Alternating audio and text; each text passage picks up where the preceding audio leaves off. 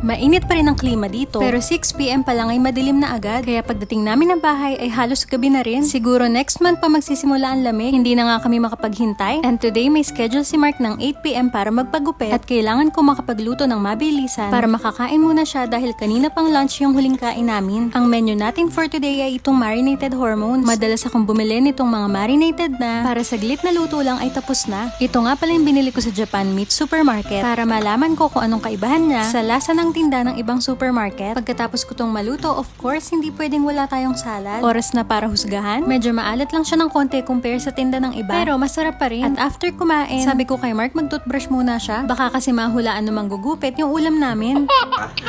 Dahan-dahan kapag da-drive ba? Baka saan pumunta, ha? Bye-bye. At pagalis nga ni Mark, ito diretso na ako para magligpit naman ng mga pinagkainan. Normally, sabayan talaga kami sa mga gawaing bahay. Habang ako'y nagsasaing, naguhugas ng mga pinagkainan at mga baunan, siya naman ay nakatoka sa mga labahin. Pagkatapos ko makapaghugas, oras naman para mag-prepare ng packed lunch namin bukas para sa trabaho. Ang menu for tomorrow's lunch naman ay itlog.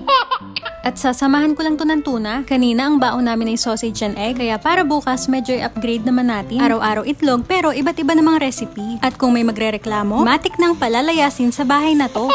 Buti na lang malinaw yung agreement na yun kay Mark. O, andyan na si Bossing.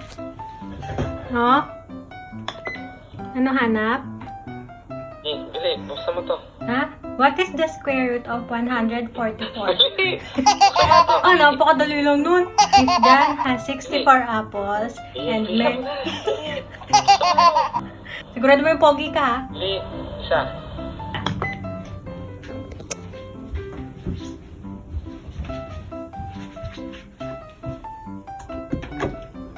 Tagal.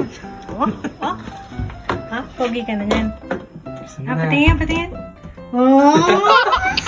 Ampang! Sapa. Bisa mo na. Sapa. Bili! Sapa. Kulit mo. Bili na. Sapa, tingin. Oh! Bisa mo, kulit mo. So para sa akin, pogi naman yung kinalabasan niya. Kayo ba? Anong tingin nyo? Ako kasi required ko lagi sabihin yun kada magpapagupit siya.